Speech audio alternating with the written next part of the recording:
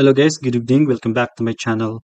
And today, I will show you yung concrete beam design natin using MATCAD. Ang kagandahan dito sa MATCAD guys, mag-input lang tayo ng data. Then, of course, the formula, the equations. Then, automatically, may option siya na ma-solve na katulad din sa Excel. Ang kagandahan dito kasi, yung unit is na-check na rin automatically. Okay, for example, sa ito, mag-input tayo ng materials. Kailan natin yung variable, then colon.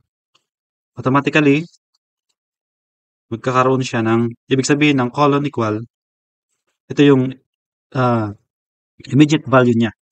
Okay, then we need to multiply sa unit niya.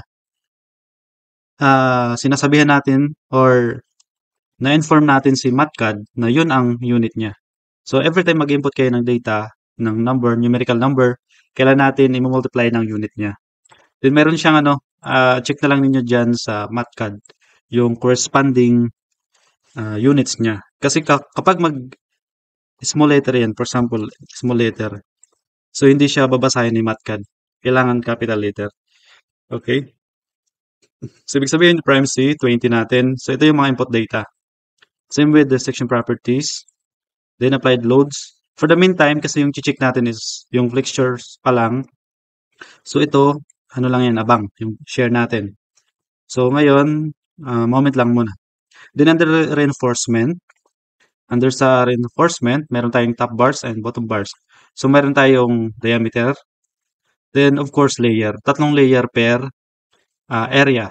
Sa compression, then sa tension. Then, kailan natin i-add yung total number. Kasi i-check natin mamaya yung sa maximum reinforcement ng section. Okay, then of course, input natin yung stirrups diameter, then yung ilang legs. Kasi nga kailangan natin mamaya sa spacing. Kasi check natin yung spacing ng rebar. Okay. Under sa calculation, so under sa section singly reinforced section properties, meron tayong compressive strain na 0.003. Then, para naman sa tensile is 0.005 as per sa diagram natin. Ito. Then, kailangan natin makuha yung effective depth. So, total height lang minus the DC. Yung DC value na yan is distance from the face of the beam sa compression part to the center ng rebar.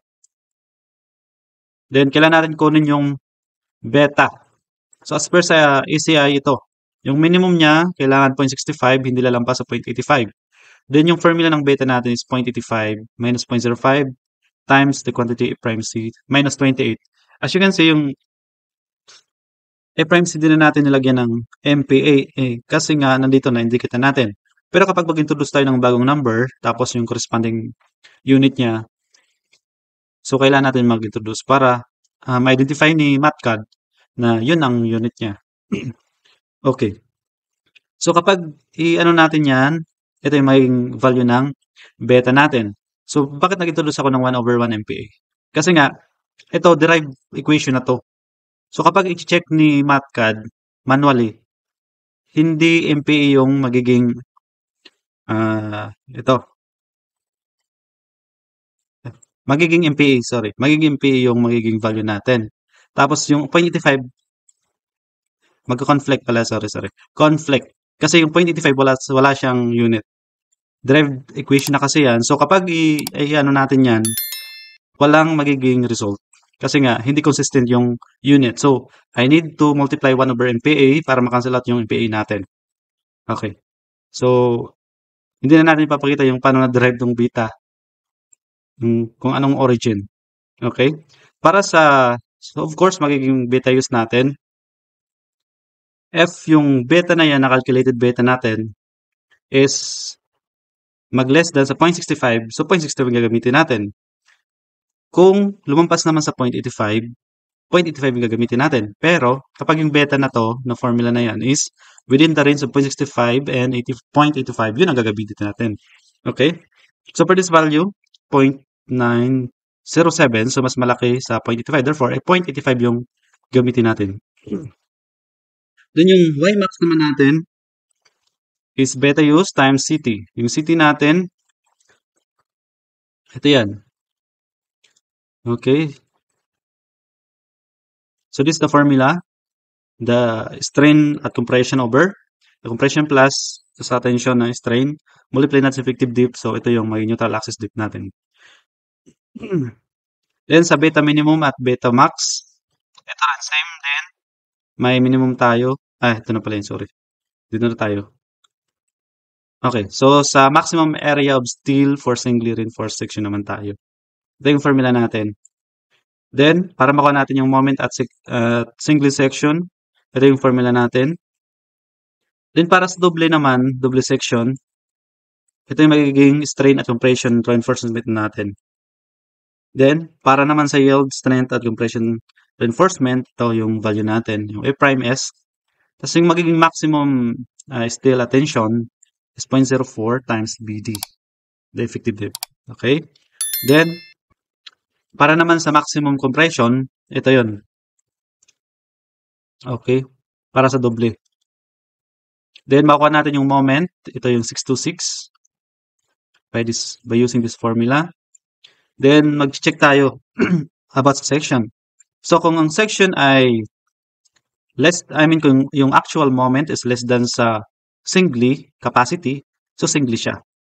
Pero kapag more than sa singly moment, tapos less than sa doubly, so doubly siya, doubly section. Pero kapag mag more than yung actual moment sa doubly, so hindi na siya pasado, failed na siya. So we need to increase the size of the beam.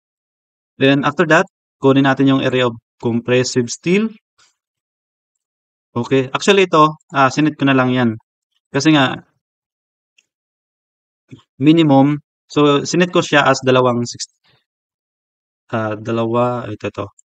diameter. Area ng diameter, so isa. So pwede ko ito i-set as dalawa. Okay, dalawang piraso yung minimum niya. Okay, so ito yung formula natin para sa area of steel required. Then ito yung magiging max.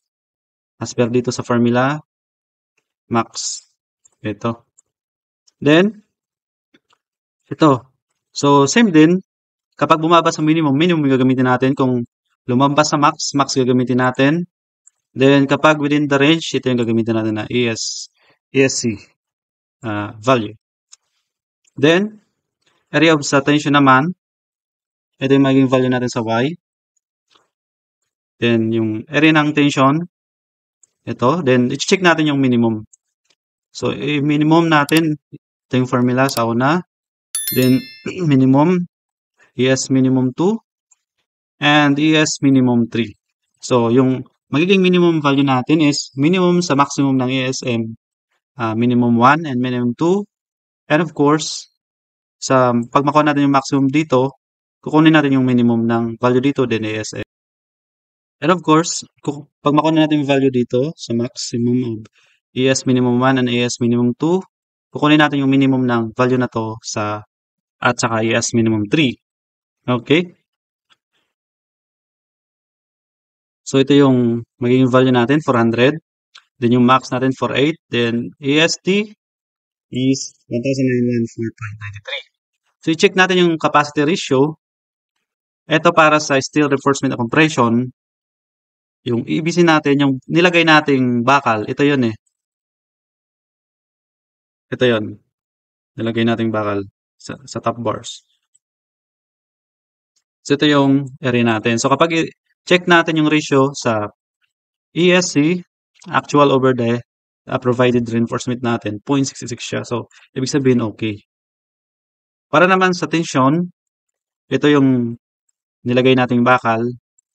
Tapos, yung EBT naman, ito EST, ito yung required. So, ibig sabihin, kailangan pa natin mag-add ng bakal kasi nga more than sa 1.01 dito sa tension. So, ibig sabihin, pwede natin yan i-4 muna. So, i-4. Pero i-check natin mamaya. So, as you can see, nag-okay siya. Nag-okay siya sa 4 plus 3, so 7 na. Pero, check natin yung spacing. So, assuming dalawa ball is 25 mm, so, ano yan? 1 inch na graba. So by checking under compression ng mga bakal, okay siya kasi yung spacing niya is 66 lang. Eto, sinet ko yan. Kapag 0 yung value ng reinforcement, sinet ko siya as 25. Although hindi naman talaga. Wala siya. Sinet ko lang para may pagbasihan. Kasi hindi siya nakakalculate kapag walang value. Okay? Then, ito, sabi rito, 33. So, pasado pa siya. So, ibig sabihin, okay yung apat natin. Pero, kapag gamitin natin 25 to, so okay pa rin, 26. Paramihin natin to by 5. Ayun. So, not okay na siya kasi 13.7 na yung clear span. So, we need to distribute the bar para hindi mag-congested siya. Okay? So, okay na siya. Then, okay na rin yung reinforcement natin. So, therefore, sa moment na 200 kilonewton, tapos ito yung size natin ng section ng beam, ito yung reinforcement natin. Although, ito kung makikita natin sa top bars, naka 3 siya. Check natin. So, 0.66, pwede pa natin yan bawasan. Sabihin natin dalawa. Okay. Ayun. Sakto talaga siya. As a minimum. Naka-minimum siya. Okay. Pero it's up to you kung kailangan pa natin yan dagdagan. O tatlo na lang para safe. Yun. Yan ito. Balik natin sa 16. Check natin kung kaya pa. Oh, not okay na kasi 1.19. So, we need to make this 20 or pwede rin magdagdag ng bakal. Ito ang kagandahan using the MatCAD na application, guys. So, same din sa parang ano lang, Excel. Ang kagandahan kasi na-check yung mga unit. Yun lang, guys. Thank you for watching and don't forget to click and subscribe and click the notification bell so that you will be notified every time mag-upload ako ng new video. Okay? Then don't forget to subscribe, like, and share na rin sa mga friends ninyo. Thank you, keep safe, and God bless.